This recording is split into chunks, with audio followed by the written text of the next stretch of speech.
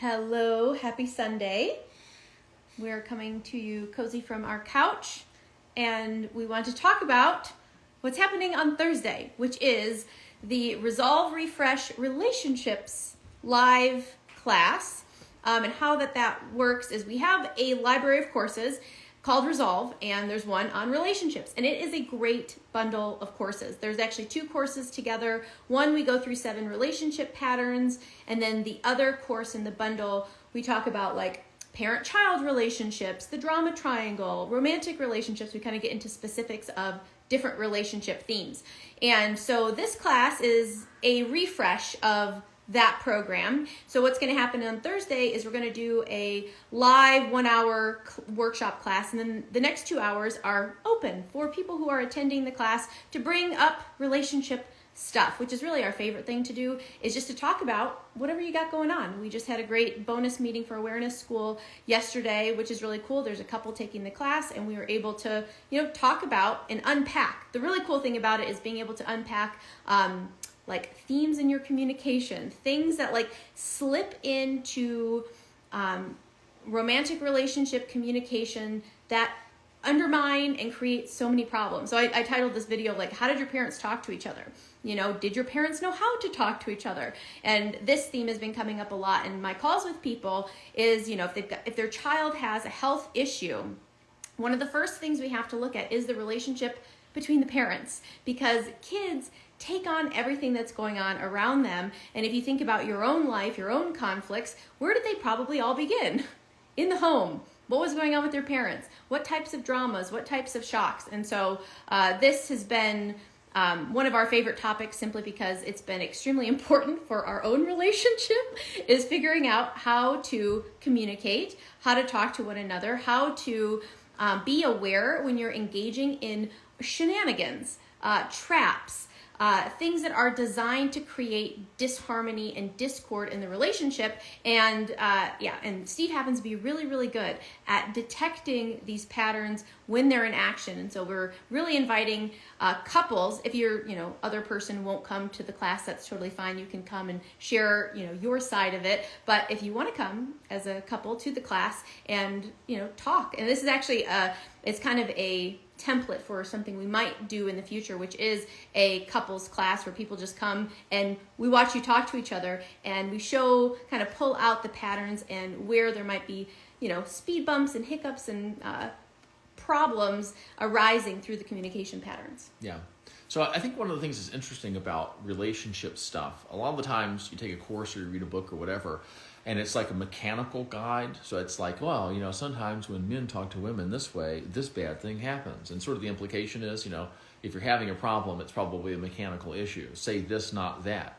The man wants to fix the problem, whereas the woman wants to have someone listen to her describe what the problem is, and it creates this because they don't understand that. It's kind of like, those are things that go on, but in my experience, most of the problems that people have, especially if we're talking about serious and recurring conflicts between you and your partner. So this is having the same fight that's pretty unpleasant over and over and over again, or feeling as though you're dealing with the same stuff over and over and over again, or even if it's different stuff, the experiential essence of the disharmony that arises between you and your partner is very much reminiscent of the thing that happened last month and the thing that happened 2 weeks ago and all this.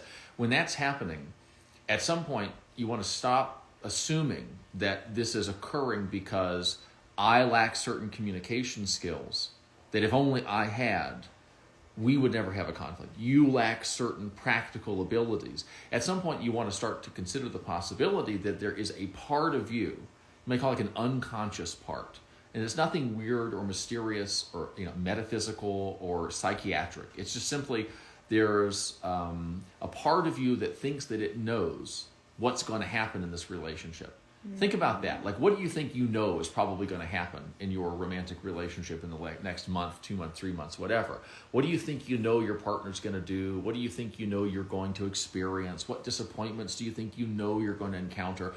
All of that. And there's a certain energy to that sensation of knowing. There's a certain, and that's what we're talking about when we're talking about unconscious stuff, because you don't go around throughout your day going, I just know he's going to do something that pisses me off. I mean, there's someone right here who's going, I guess I do go around. But you know what I mean? Like and that stuff, it's kind of like, an experiential GPS. So if you think about the road that you're on, that's like the mechanical communication skill set that you have. Don't harass your husband the moment he gets home from work. Don't nitpick your wife and every little thing she does when she's trying to do things new. Don't tell her how she could have done it better. Those are the streets. And some streets are better than others, and some streets lead to where you want to go better than others. But I don't know if you've ever used a GPS before, and like if you route in a certain destination and then you accidentally take the wrong turn, or you even deliberately say, oh, I want to stop and get a coffee. Or, oh, you know what? I want to go over to this store before we go to the destination. The GPS will be relentless in its rerouting you to the place that's plugged in. And that kind of unconscious sense that you know how men are, how women are, what relationships are like, what marriage is like, what marriage after a certain number of years is like, whatever, after infidelity, you think you know what it's going to be like because you saw it in your parents' house or whatever. That is like an experiential GPS. It doesn't matter how many resourceful roads you take, communicate this way, not that way, buy her flowers, take him out for a nice whatever he likes to do. It's going to continually reroute you. And this is one of those things, if you notice, most of the time that you go through life, you're not really paying attention. You're paying attention to something, but you're not necessarily paying attention to the majority of what's going on inside your head. It's just kind of running in the background.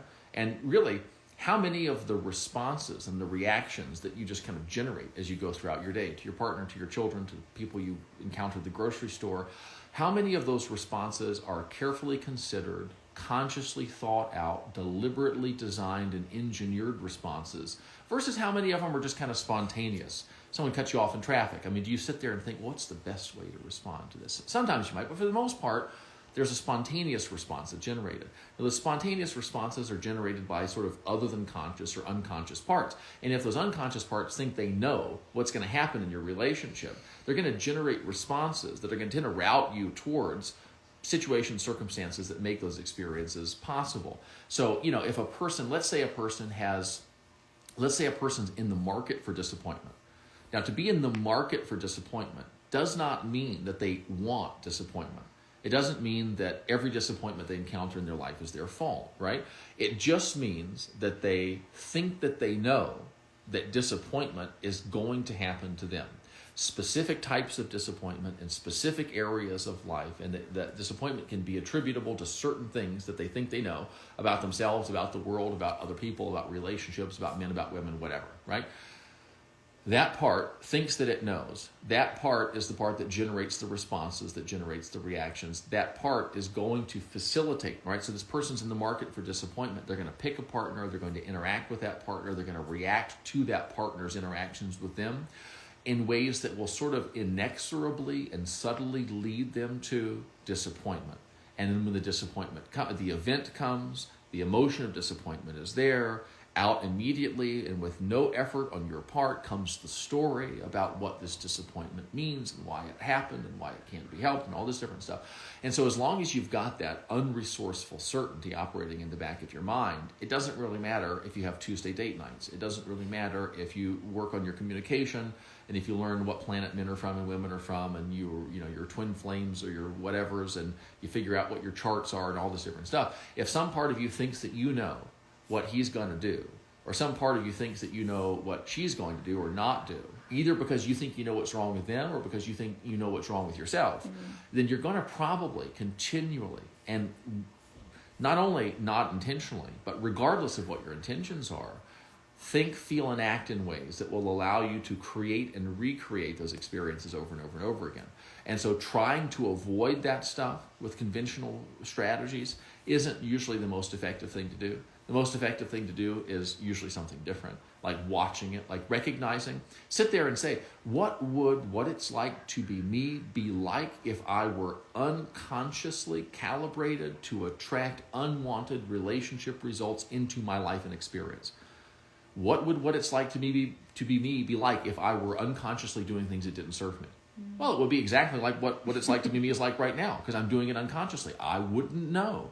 I would encounter those things, and those things would seem like they were just happening, or they would seem like they were being done to me, or they would seem like they were inevitable, or they would seem like I deserved them, or they would seem like this is just the way things are.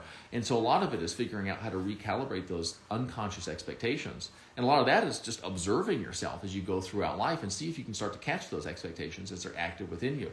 That expectancy is powerful and it's attractive. Like what I'm expecting, I'm sort of drawing in, I'm sort of preparing myself to perceive and to create an outsized experience of it. And that's, if I'm doing that in a way that's not serving me, it would be really nice to figure that out so that I could stop.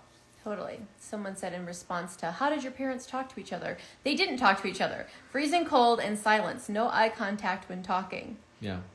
So that's interesting. And something like that, observing that growing up, from 0 to 7, you're like in a hypnotic state to everything going on around you. If you saw, this is what marriage is like, this is what relationships are like, there's probably an unconscious part that just expects that, simply because it expects whatever happened to repeat in a pattern.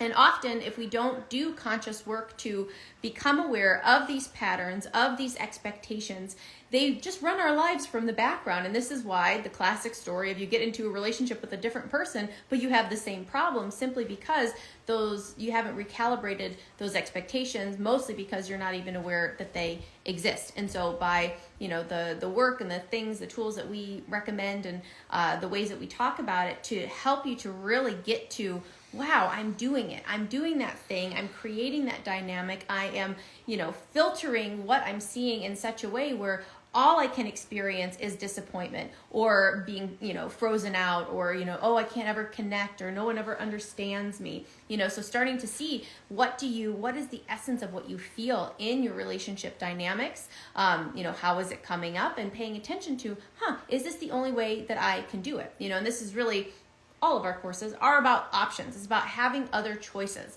because most of the time we just have never thought to think about these things differently. We haven't ever thought about it in this way, to engineer a new sort of experience, a new sort of dynamic, putting a new show on the road, because most people are puppet robots who are just repeating whatever they saw, whatever got their parents to the point of reproducing. It's all just downloaded into the survival psyche, and the survival psyche isn't about your happiness. It's not about creating continual relational harmony and having fun all the time and enjoying yourselves. It's simply about get to the point of reproducing, and that's all that matters. And then whatever happens next, it's that child's problem. And so that's why, generational trauma is a thing. And the more, that I work with, GNM and recall healing in particular, and seeing how the moment of your conception and what was going on with the two parents who brought you into the world 9 months before you were even conceived, the moment of your conception, the 9 months of your gestation, your first year of life, that's when your whole system is like, learn. This is how we do life. This is what we expect to happen. And that's why, every person, you kind of need to go back. In recall healing, they call it your project purpose. This period of time from, the 9 months before you were conceived all the way through your first year of life. And basically the stuff that you see in your life is like the wheel of recurrence. It's like you're living a pattern. You're living out these dramas, these predictable dramas, simply because it's what your ancient psyche observed. And so it's going to repeat and repeat and repeat. And so again, like you said, if you're having the same fight at different times, it's like, this is really weird.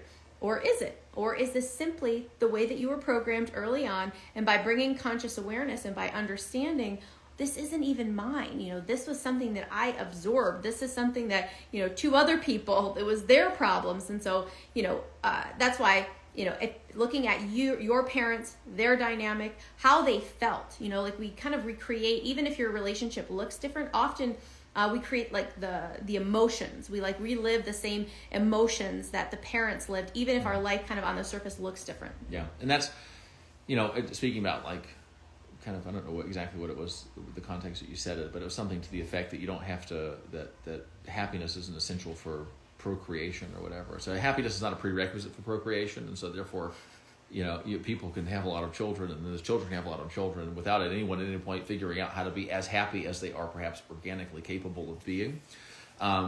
what you said also about the recreation of, the experiential essence. So if you look at what you from the outside imagine the experiential essence of your parents probably was, and specifically the experiential essence of their relationship with one another. What was it like for your father to be a father? What was it like for him to be a man? What was it like for him to be a husband? Do you know what I'm saying? What was it like for your mother to be a mother, a woman, a wife, or a partner, or whatever the case might have been? What was the essence? And I'm talking about things like futility, despair, depression. Well, this is as good as it gets. Those things. And I think one of the other things that's very interesting, people sometimes will get depressed because they're like, oh my God, I'm locked into some kind of samsara here. I'm locked into some kind of, I inherited this experience from my parents and now I don't know what to do. And it's I think responding to the experience in your own way. Because you'll notice, you'll notice sometimes you feel like you're having an experience that you learned to have by growing up around the people that you grew up around, and you'll notice that there is queued up a reaction to that experience. If there's a story in your head, the queued up reaction is to believe it, to surrender to it, to acquiesce to it, to sort of assent, just kind of to get, there's a poor me story in your head, and you hear that story, and the story is persuasive, but that's distinct from completely believing it, laying down into it, and submitting to it, and giving in. And I think that the opportunity for personal freedom is in how you react to the story that's in your head, how you believe it versus not believe it less than maybe you would if you just believed it however much you naturally wanted to. If there's an unpleasant experience, how are you programmed to respond to it? By giving up, by tolerating it, by putting up with a bunch of nonsense for a long time and then lashing out, whatever it is, and figure out how to start doing something different. This can be very useful. There was something else that you said towards the beginning. I kind of forgot what it was. Oh, darn it. Yeah, that was the thing. I knew it was a risk. I knew it. Can you just recap? What were you talking about? Project purpose, the gestation, There was something in there. There was something about people. Did you give an example of people, of relationships, or people talking? I thought there was an example of a relationship problem. Anyway, say something and then I'll think of it. Oh, another thing that it's actually in the module, the relationship course, is like looking at your relationship to relationships, and so like the ideas that we have about what the relationship is supposed to be like, and the notion that, this person is supposed to fulfill all of these things, and looking like what are like my romanticized societal TV movie influences for what I even think a relationship should be, because a lot of times it just gets in the way of like the realness. Like, you're a real person, I'm a real person. When we see each other through the lens of you're my life partner, my spouse, my husband, my boyfriend, as soon as there's a label, there tends to be distortion of reality. And we want to be as close to real as possible. And so that means we have to get the labels and all of the assumptions that come with those labels out of the way. I mean, how do I think about myself, like you said, as a partner, as a wife, as a mother, as a woman. It's like all of these things can muddy the waters when instead of really looking at clarity about what am I experiencing right now? What am I thinking? Rather than what I've been taught and conditioned to think about dynamics and relationships and men and women, because a lot of it is gobbledygook and a lot of it is romanticized nonsense and stuff that really causes people to be more unhappy than they would be if they didn't have the idea. And so a lot of this is, how can I just decompose the parts of this that are not serving me any longer? It's like, this was an idea that just kind of grew up. I think about all of the very romanticized ideas I had about relationships in high school, and the music, like the emo music that I listened to, that fed into this idea of, this perfect relationship that makes you whole and it's everything you've ever wanted, and the person is, and you have, again, like these expectations for how they're going to behave, and then as soon as that gets dashed, you have to be wrecked and you can't even go on, and it's so difficult. I just remember being extremely dramatic about all things in relationships because of these dumb ideas I had, basically, and by just like revealing to yourself, that's a dumb idea. That's not serving me. This isn't helpful in like if there's an idea, a romanticized idea, and it always makes you feel good, and it is something that it's like, oh, I can use this to feel better. We can use ideas in that way. But we want to pay attention if we're using ideas that are just ideas in order to feel worse, and get very curious about that process, because a lot of our suffering really is, it's an optional add-on that we just didn't really realize. It kind of like got added to the cart at the end. It's like, oh, I didn't need to get that. I could have the relationship, and the relationship, it can be great, but I don't need all of this extra stuff and these ideas that are causing me a lot of distress. Yeah, I remember what I was going to say now. It was about the person who talked about the freezing out and the not talking to each other, and it's like that's not a very healthy environment to grow up in. Obviously, it's kind of weird, But it makes sense though that people would learn to interact with each other in that way if they had a long string of unsuccessful attempts to interact with one another. They created very unpleasant conflagrations, blow-ups, disharmonies. And so it's almost like they both unconsciously say, I'm going to avoid any unnecessary contact or conversation with the other person. Because and I've noticed this myself, like I have, honestly, in relationships, I have at various points notice myself think of saying something to my partner, and then something in my mind goes, would you have to say that? And would you have to say, and I'm thinking, well, why would that be there? This is a person I'm sharing my life with or spending time with. Why would I be reticent, just to share an idea or comment on something that happened or tell them about something? And I started to realize, it's because a part of me, a pattern recognizing part of me has said, when you've mentioned things like this before, I'm not even talking about criticisms of them, I'm just talking about topics that are touchy or whatever. When you've mentioned this before, they've gotten upset with you. So maybe you just shouldn't mention it. And I felt that inside, and I thought, I don't like the idea of being in a relationship where I have to do this. I don't like the idea of being in a relationship where it makes sense for me to be thinking this. That's the problem. The problem's not that I'm thinking it. The problem is, based on personal history, it kind of makes sense that I'm sort of saying that my mind is protecting me by going, well, do you want to mention that? Well, do you want to say something about that? And, I don't know, but I think kind of trying to peer into what I imagine my father's experience was. I think he heard that voice and he said, yeah, you don't need to mention that. Don't mention it. So he, you know what I'm saying? So he figured out how to exist most effectively within the situation in which he found himself. I, from a very early age, decided that for my life, I did not want what I perceived him as having. Now notice, I don't know what his experience was. I don't know what the reality of his relationship was. From his perspective, I don't know. I do know that I, as a child, observed it and formed certain understandings of what was going on there. And I knew that I didn't want what I think or thought he had. I didn't want that for me. And so when those voices started cropping up in my head, I said, no, hang on a second. If this is going to cause a fight, let it cause a fight, because this should not cause a fight. And if it does, it's because there are things that are going wrong, there are things that are not going right that make this a risky conversation, that make this, I'm not going to walk on eggshells. You know what I'm saying? I'm not going to, but it can get so severe. You'll see people sometimes that have been together for a long time and they literally avoid any unnecessary interactions with one another or any unpatterned interactions with one another. And the tragic thing is not that they do it. The tragic thing is that it makes sense. Because when they have unpatterned, unstructured, fluid, spontaneous interactions with one another, somebody gets mad.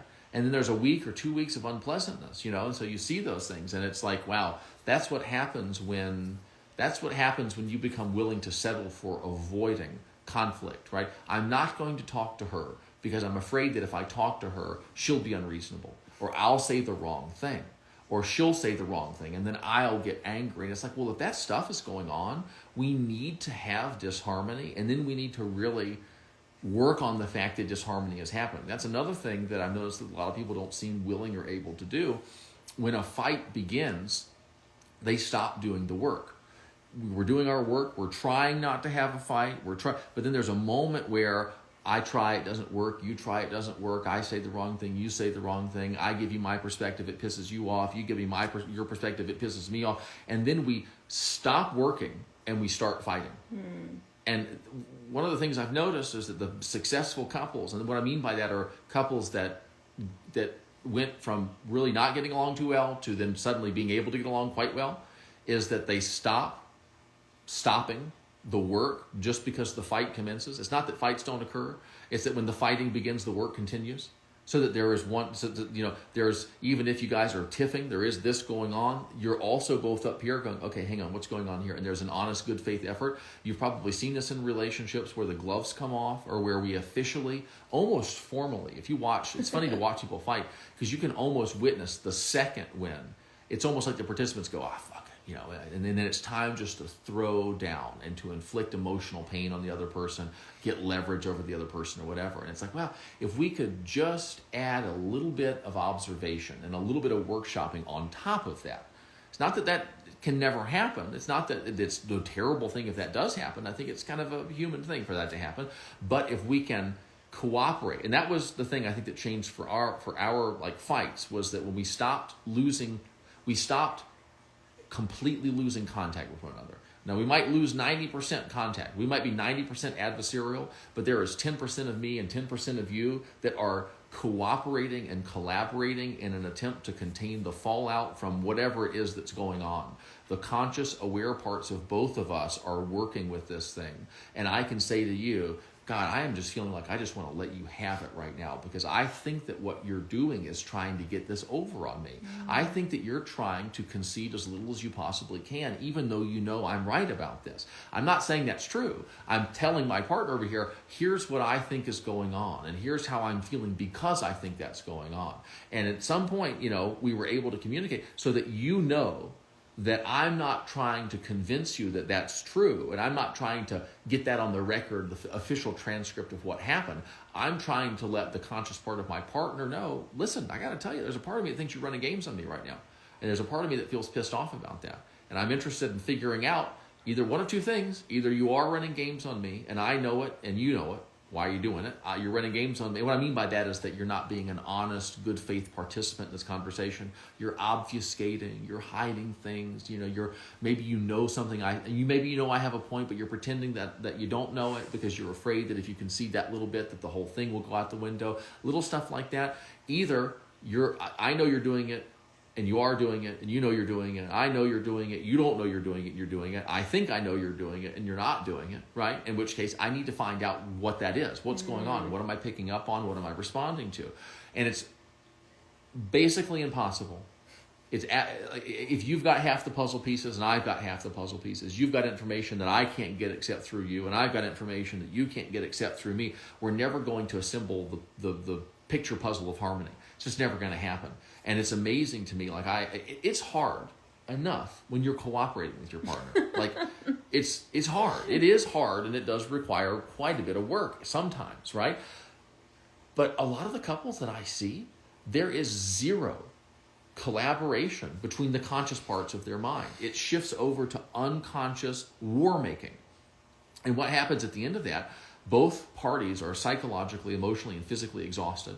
And both parties basically stop fighting when they run out of energy. Have you ever noticed this? The fight doesn't conclude when a new understanding is reached or when a compromise is reached. The fight doesn't conclude when a comprehensive and accurate assessment of what went wrong is achieved. The fight concludes when both parties are simply out of gas. Oh, man.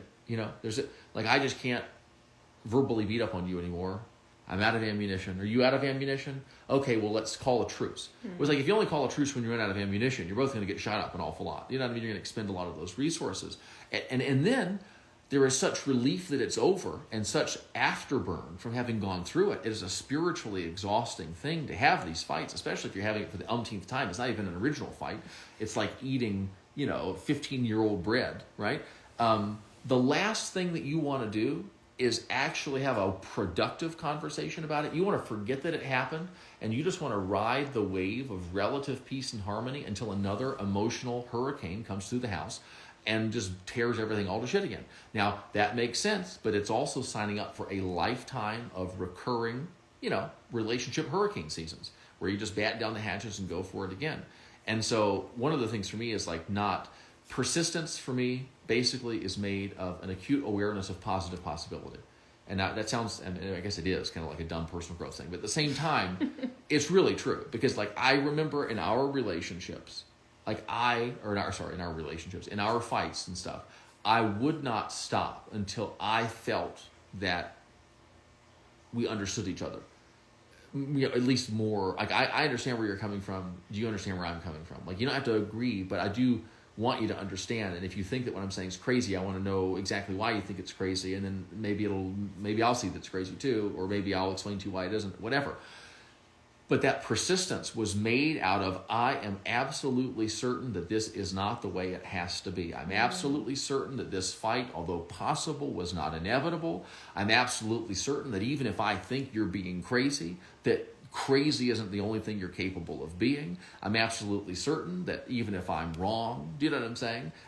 This can be a productive conversation, right? And that's exactly the opposite of the things that I was kind of coached to believe growing up. All women are crazy. It doesn't matter what you do. These fights are inevitable. It's basically just a thing, kind of the way they say, can't live with them, can't live without them, and sort of the crass versions, can't live with them, can't kill them, this, and they kind of joke and say these things, and I remember just growing up, I was kind of, I'm not sure about that. Maybe it's a skill issue on your part, or maybe it's a mate selection issue on your part, And so that's an example of not being encumbered by that unresourceful negative knowing, that unresourceful false certainty. Because if I feel like I know what's wrong with you and how we can't change it and fix it, am I going to do everything I can to communicate with you more clearly, to listen to you more carefully, so that I can pick up on things that you're saying to me directly or that seem to be implied by certain patterns of your behavior? I'm not. And so a lot of, I think, the work that we do is about allowing you to basically be more of yourself as you fight with your partner, instead of being your partner or instead of being your parents or whoever,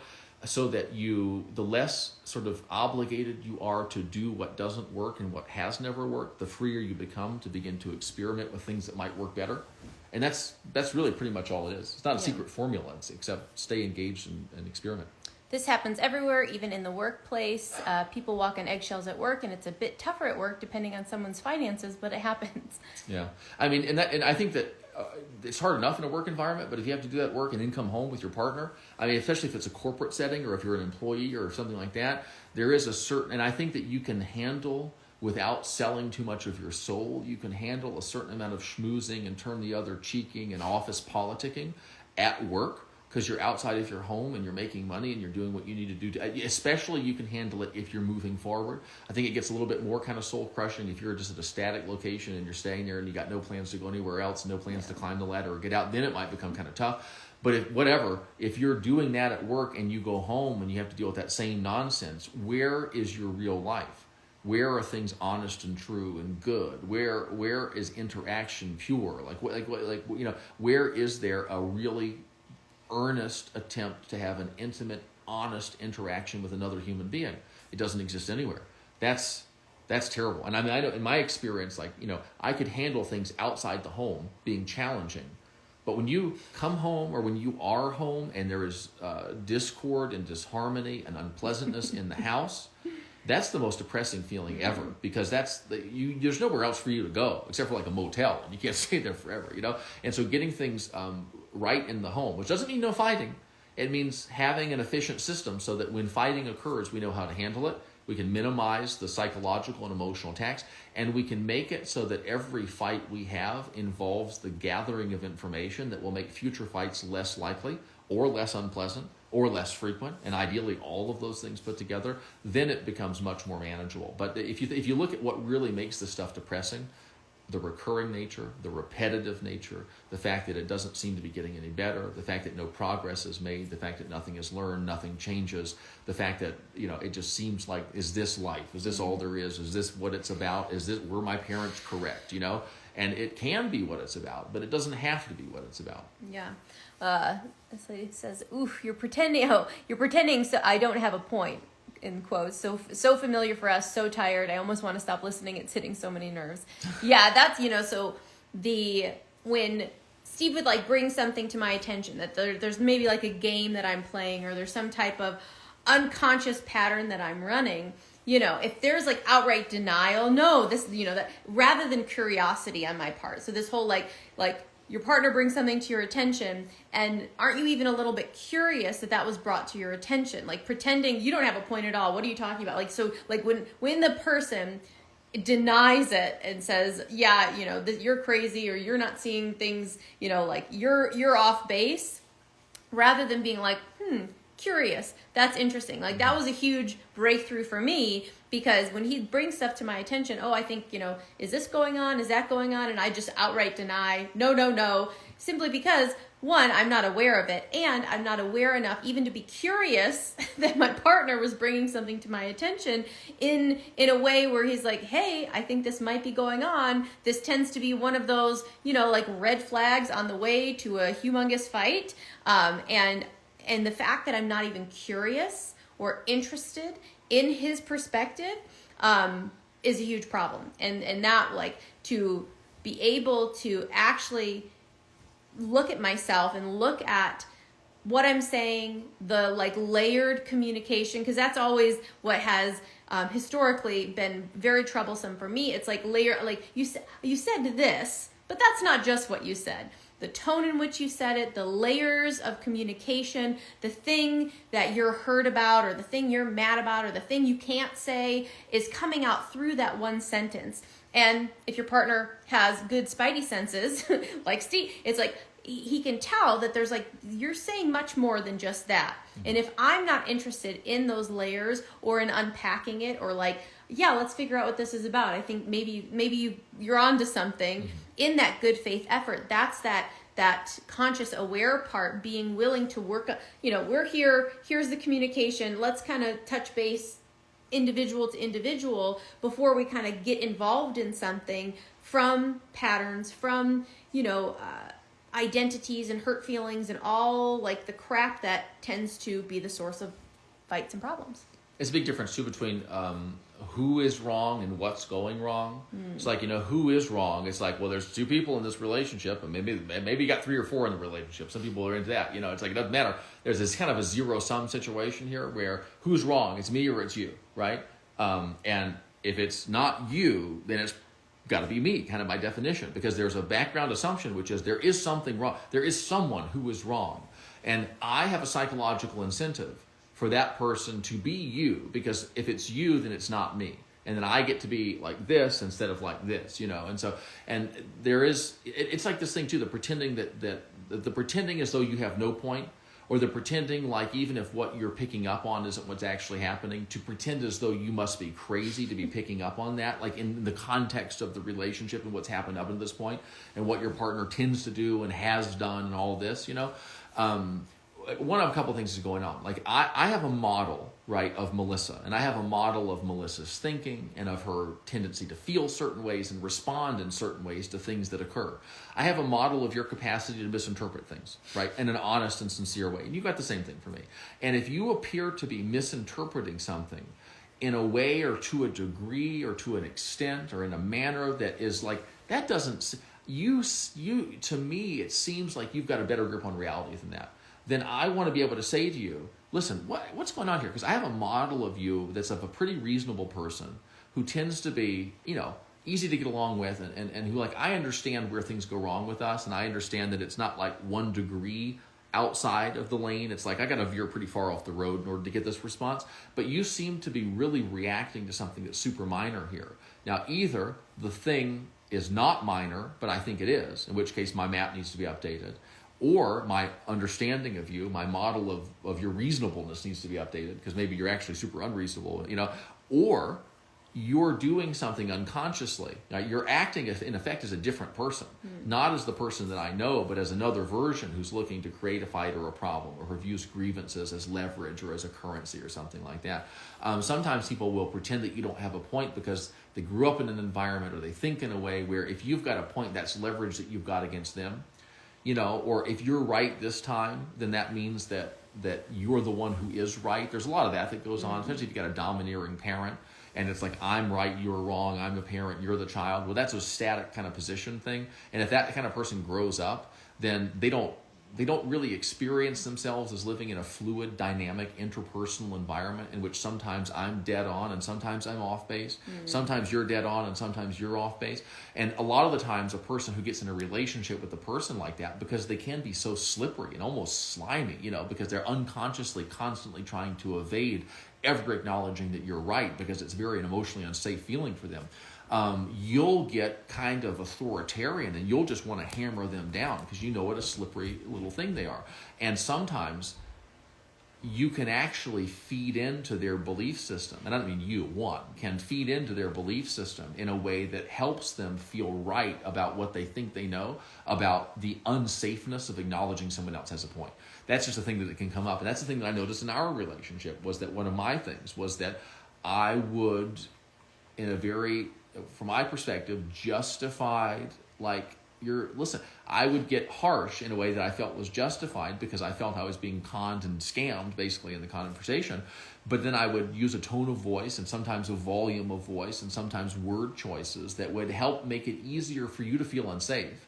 And the more sort of not physically, but the more emotionally unsafe that you felt, the easier it was for you to justify what I perceived to be deceptive communication patterns, which I could then see and say, look what you're doing, this is this, you're doing it again. And then you'd feel even more unsafe, so that you felt even more justified in being slippery, and it just kind of fed in. And there were numerous instances where I recognized, this is a really good thing in a relationship, even if everything that I think is wrong with you is actually wrong with you, I now have a basket full of dumb things that I am doing in my interactions with you that are exacerbating the responses that I'm getting from you that I'm complaining about. And that's a very interesting thing, because at no point did I have to give up on my conviction that you do this and you do this and you do this. It was like, I didn't even have to have a conversation about whether that's true or not. I know for an absolute undeniable fact that there is a laundry list of really dumb things I'm doing that are contributing to your ability to make sense out of doing what you're doing. And then it's kind of like, well, shit. It's like even if she is 100% wrong, it's like, well, there's still 100% wrong that exists for me too.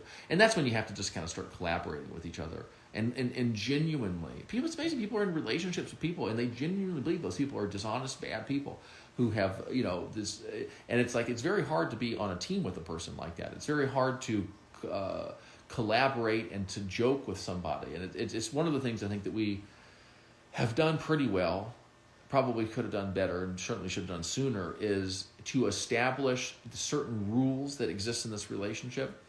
And they're not necessarily even rules for engagement, but they're just fundamental truths. They're sort of axiomatic for us. It's okay to be wrong. Like, you get points if you acknowledge. If I come at you hard and I'm fervent and impassioned about how wrong you are and how right I am, and I suddenly realize something, maybe you've had this experience where the gloves come off and you get your arsenal out because you're going to let them have it, and you think you checked your work and double checked and everything, and so you knew that you were in the right, but then like 2 or 3 steps beyond the no turning back point, you realize, oh shit.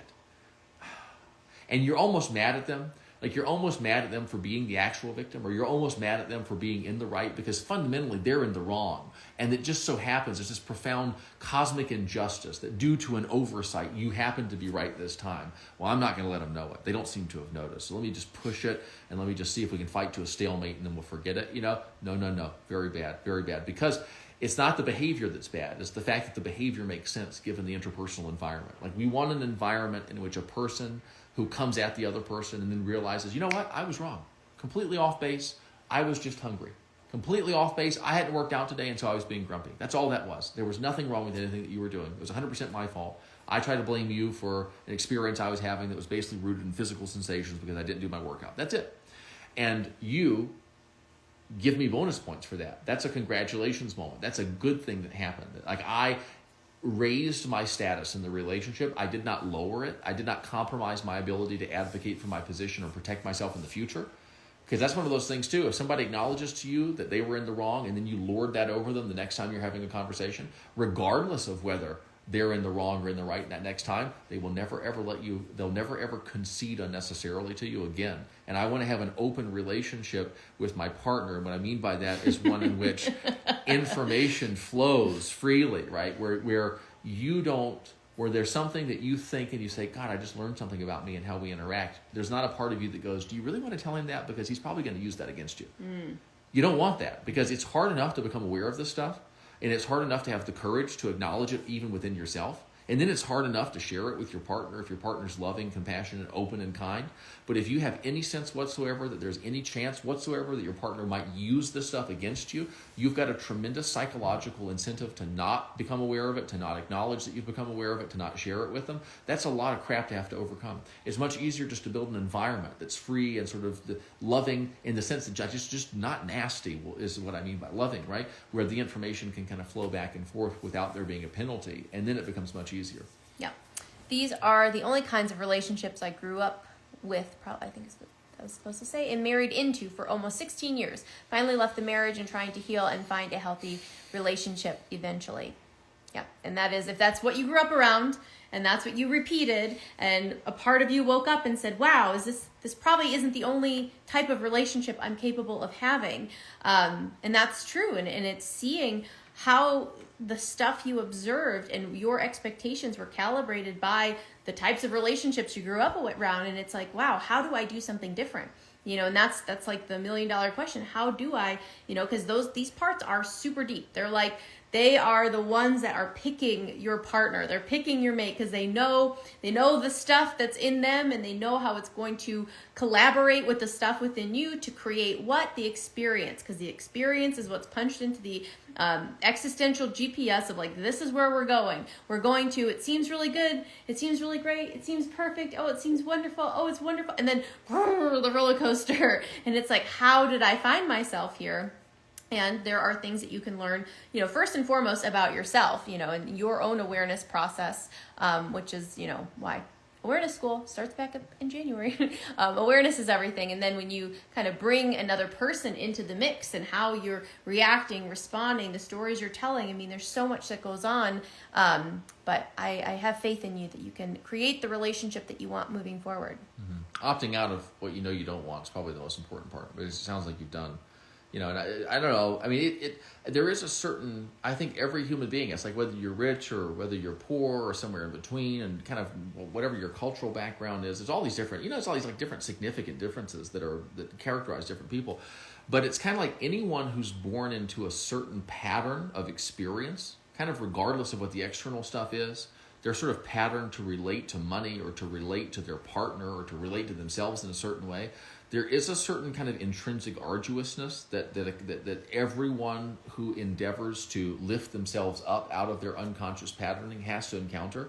And for me, kind of part of it was just like, listen, I don't care if I ever figure it out. I'm not going to settle for this. Like it's a no to this before I have any idea about what it is I'm going to be able to build for myself instead. Mm-hmm. I do not like the house emotionally, experientially that has been given to me. And so I am going to sign that away because it's a prison. If I have it, I have to live there. And if I don't want to live there, I've got to give it up and I can't return to it, kind of thing. And it's the courage to give that up and go, I mean, maybe I'm going to live by myself.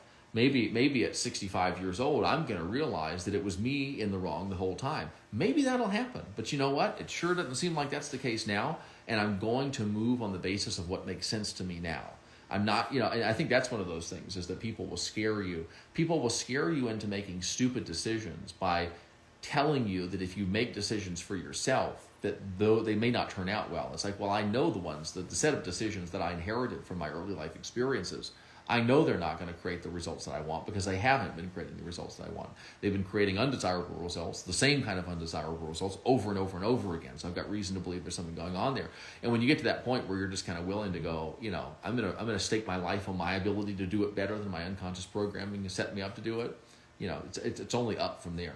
And there's no fear involved either because you know that even the best choice available to a person who becomes aware of the fact that they are the slave, the prisoner, right, the victim of unresourceful unconscious programming, the best choice for them, even if they don't know how well they'll do at programming themselves moving forward, is to give up the unconscious programming because it's not serving you. At least you have a chance if you set out and try to do things for yourself. And that's a chance is better than no chance.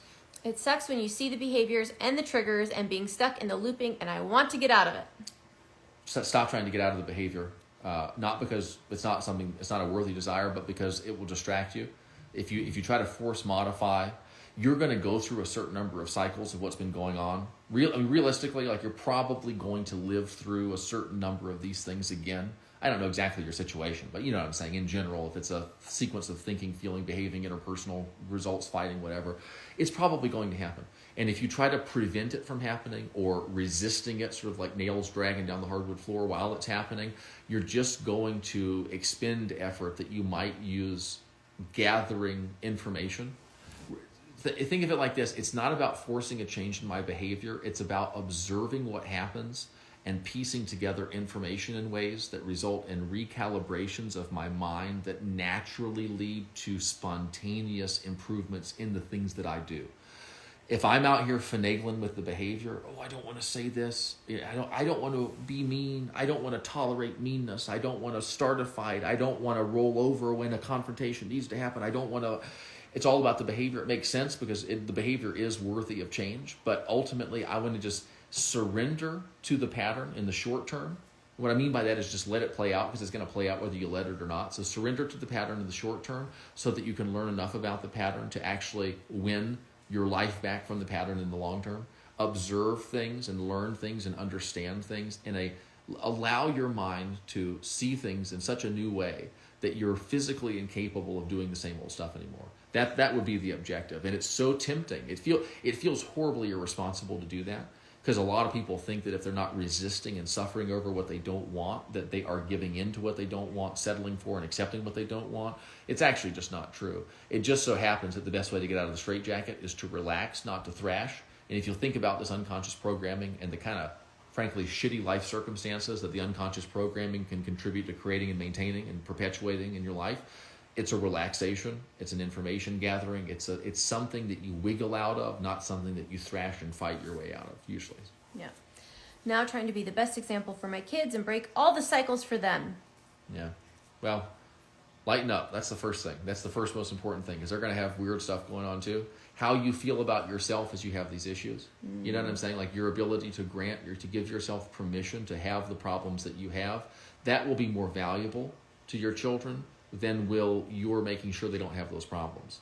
If you'll teach them how to accept their way out of problems, it's better, and out of patterns, it's a much better gift than simply gifting them the gift of no patterns at all. Because if you don't give them, if you don't mess them up, they'll mess themselves up. Everyone's gonna mistake their way into unuseful ways of thinking. But if you'll just kind of demo for them, don't ever tell them. Don't tell them anything. Try to keep this stuff secret. Treat this like something that you don't want your kids to know about, and just see if you can ooze it and exude it in their presence all the time. That tends to be the way that works the best. Anytime I've tried to tell people about this stuff, I mean, this is a little bit different, but like in my personal life, they just can't hear it. But when I apply it and when I use it, people start asking me questions, and it's really interesting. So well done. Yes, I've never met a more emotionally intelligent man in my life. I know, me neither. He's really, really, really super good. And if you guys want to be on the Zoom with us on Thursday, enroll. The link is in the bio. Competition is low. My daughter pointed out that I didn't raise the spouses, so some patterns do repeat. LOL. Oh, I see. Yeah, that's humor insight. I think that's a little self-deprecating insight there. Yeah. That's good. Now will that? The question is, people will make jokes like that, but then sometimes it doesn't fully play out into the. They'll joke with you about that, but they won't joke with their partner. That's like a secret joke between daughter and mother. This is funny stuff. I think you have to have a sense of humor about this, and you have to lighten up, and you have to. I also, it helps so much. Be honest about what you want. Really, what do you want? You want to be a better person? Not really. You want to feel better. You want to be a better wife, a better husband? Yeah, I mean, it'd be nice. Really what you want is you want to feel better more of the time, right? You want to feel like doing things that will feel good to have done instead of feeling bad to have done. That's actually what it is that you want. And I find that the people who are willing to be honest about that, how simple and how humble and how selfish their desires really are, those tend to be the people who unlock the creativity and the intelligence necessary to get the things that they want so easily that they've got time, effort, and energy left over to help other people get the things that they want to. And by the way, I can speak from experience that the greatest gift in particular that a woman can give her children or her partner or her neighborhood, right, is for her to feel better more of the time. Because it's just the way it is that as a man to live with a woman who does not feel good is not fun. And I suspect probably it's the same for a woman, but I have more experience with the other end of it. And so if you want to help your children figure out how to enjoy yourself more. And when you're trying to figure out how to enjoy yourself more, if that project becomes a pain in the ass, oh no, I'm feeling bad and I'm afraid it's going to infect my children and I'm afraid I'm going to give them this bad feeling. Oh no, I'm lacking I'm feeling so guilty and I'm so afraid that my daughter's going to grow up to feel guilty too. Is that fun? Well, then stop it. Because that's the pattern that you want them to pick up. You want your daughter one day when she's 37 years old to say to herself, is this fun? Well, then stop it. Is this working? Well, then quit. Do something different. And so it's so sneaky. There is this background, there is this core part of you that you do not want to accept or incorporate into the okayness and into the project. And just be sure you extend it to that. Feel better now. Do something. Stop doing something that doesn't feel good now, right? Change your dialogue now. Or let it be okay that your dialogue is the way that it is. You're feeling bad around your daughter, or you were sharp with her, or you're not setting a good example for her because you're tolerating treatment that maybe you shouldn't settle for or something like that.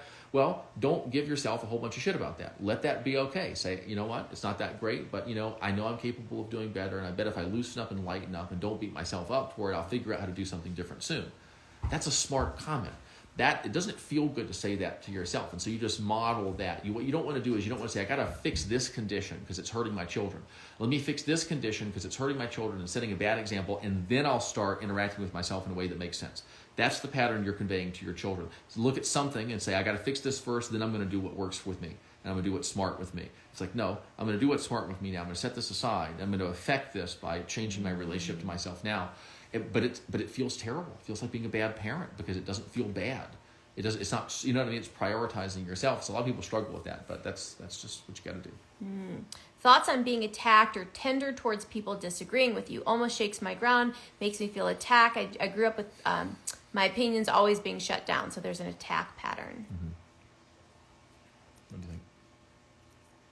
Awareness.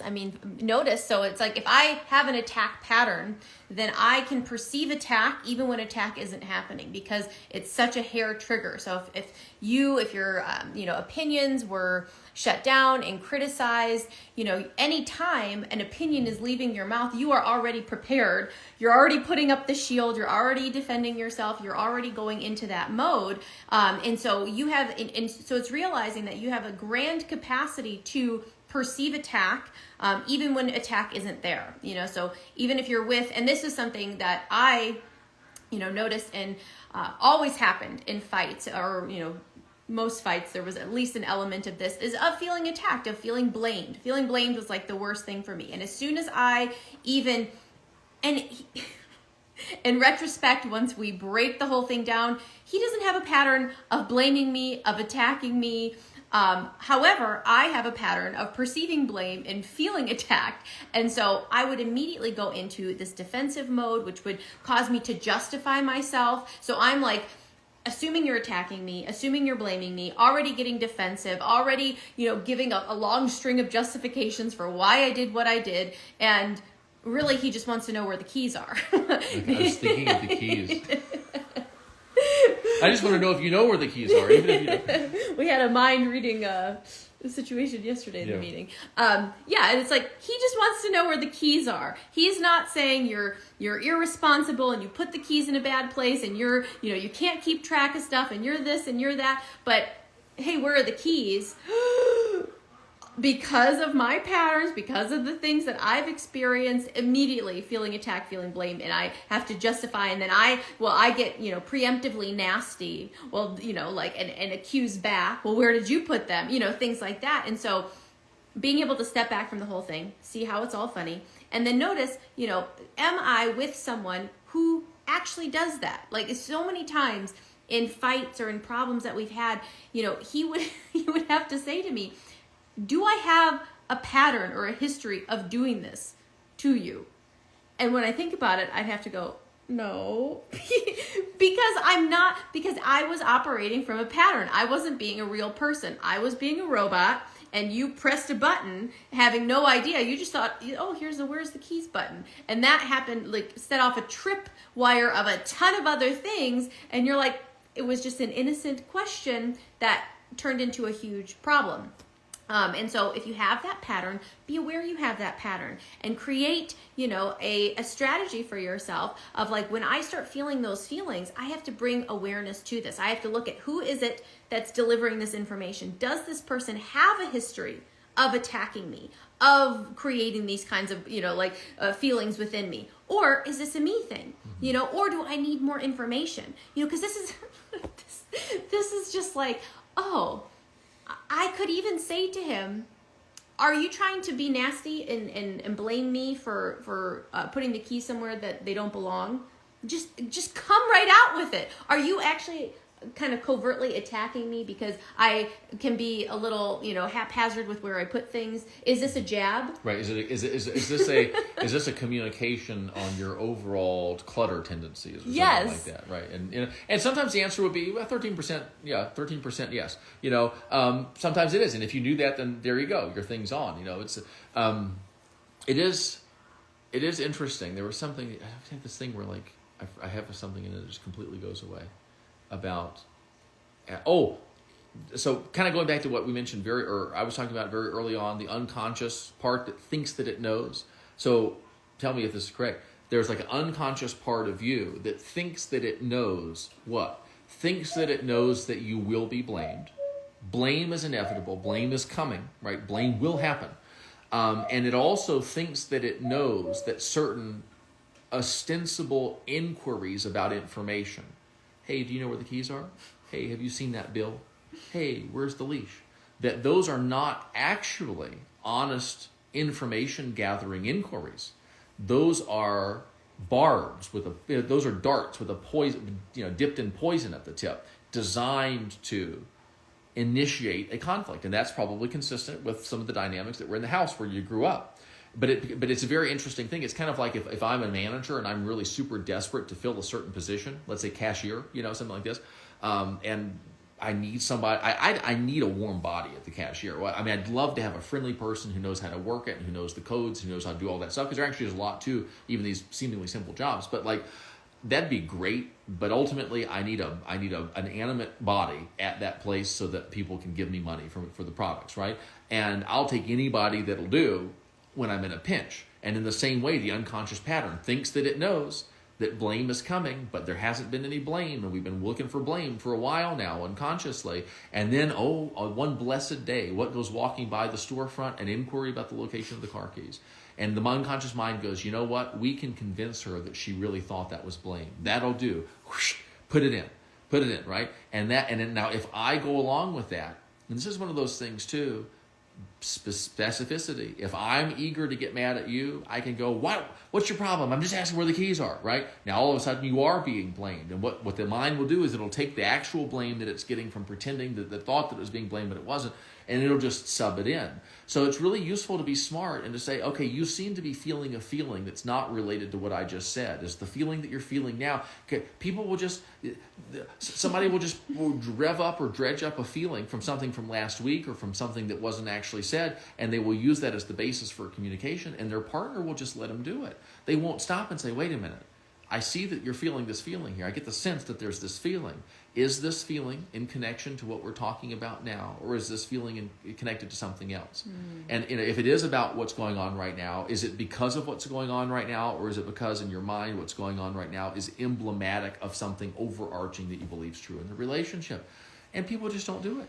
They just go back and forth, and they just turn into two boxers that are just slugging each other. It's a strange thing to watch, but like and I know a lot of the times people feel like they do not have time. I don't have time for this. I don't have time for this. I can't. If you would have a 3 or 4 hour fight every once in a while and parse through, and go, objection, Your Honor, may I approach the bench?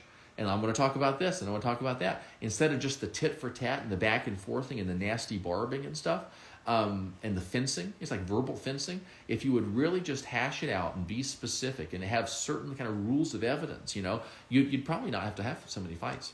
About the defensiveness thing, one thing that it might be fun is anytime I feel like I'm afraid of an event happening, or I say I'm afraid of criticism, right?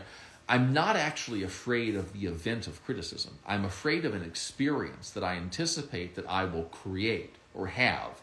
in the event that what I regard as criticism comes at me, or a critical event occurs, and so that helps a lot. I'm not actually afraid of the criticism. I'm not actually afraid of being attacked.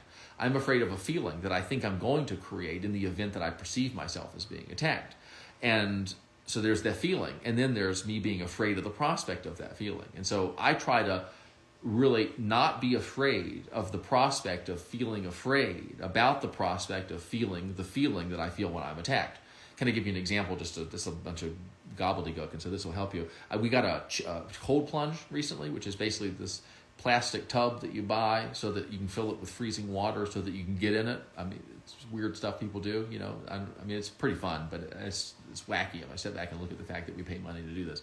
So anyway, we have this thing, and it's such an interesting opportunity for me to observe my mind and how it tries to weasel out or delay it by a second, the getting in. Because if you've ever gotten in cold water before, it really reveals how weak and whiny and manipulative your mind is. Because my mind starts saying to me, we can just wait, we'll do it later, do it after the run, we'll do it.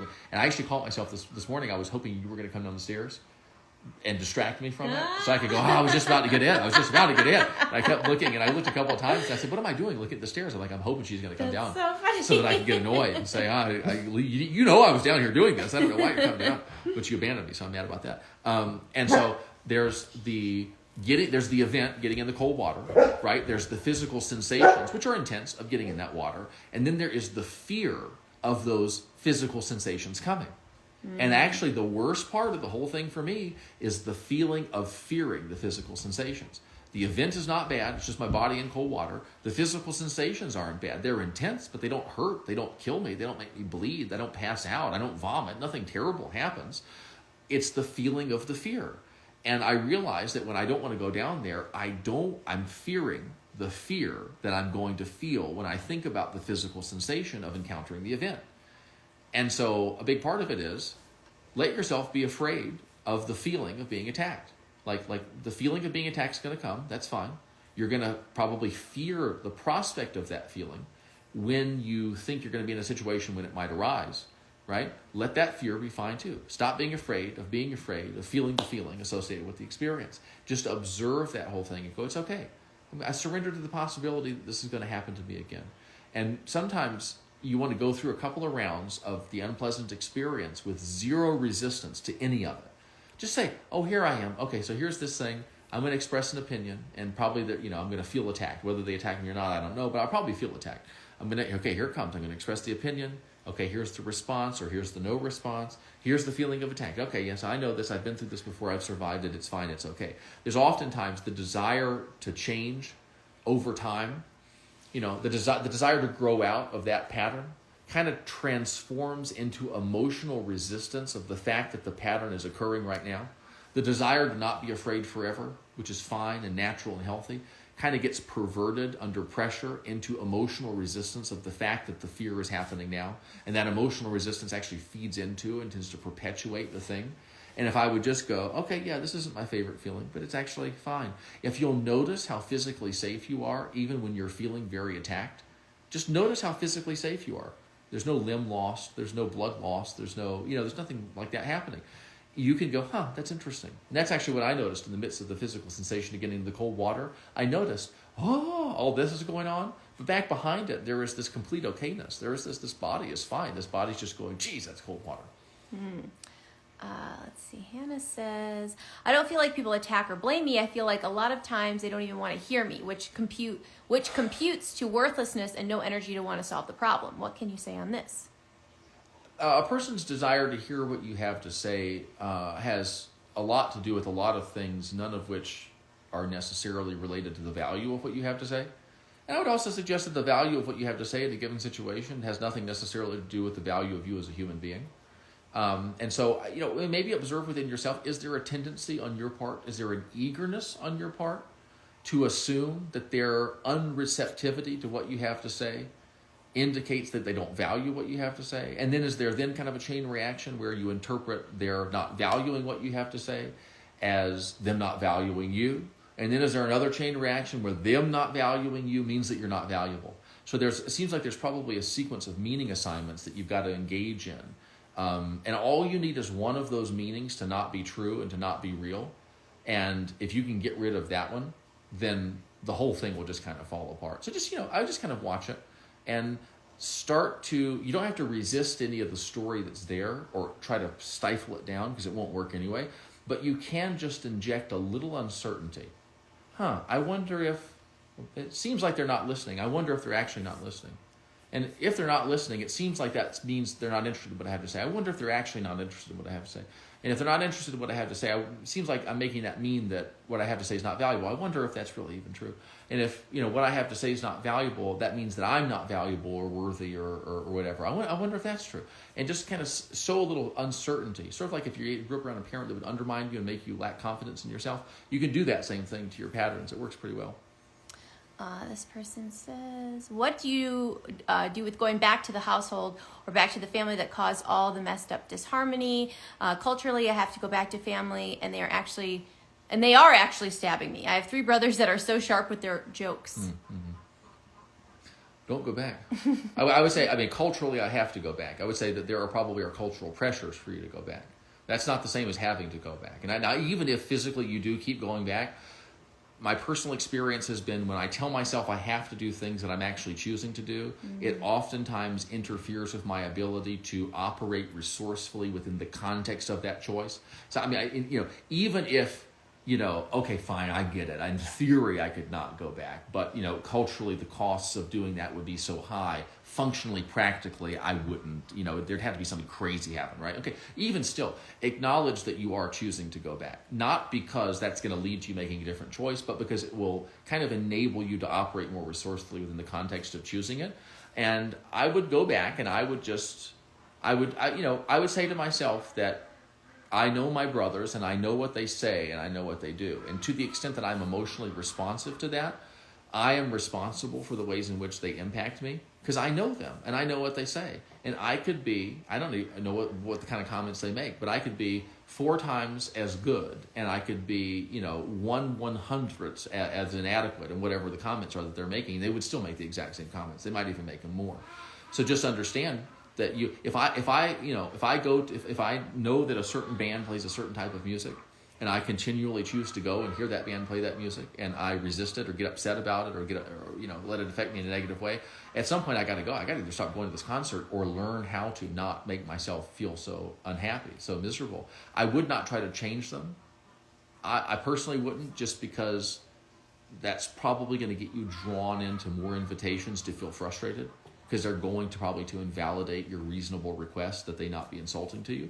And so for me, it's like just let them be as they are and use it as an opportunity it's a meditation exercise, basically. Yes. The ducks are freaking out. It is time for us to go bring the cow in and put the ducks away. So thank you guys for being on this live with us. We have enjoyed hanging out with you. And if you want more, like I said, join us on Thursday. It's going to be an intimate gathering over Zoom, talking about relationship stuff. You're welcome to, bring your stuff to the table. We want to hear, what you would like to work through, and we will tailor it very much to the people who are present with us live on the session. So let us know if you have questions. Have a great evening. Thanks. See you later. See ya.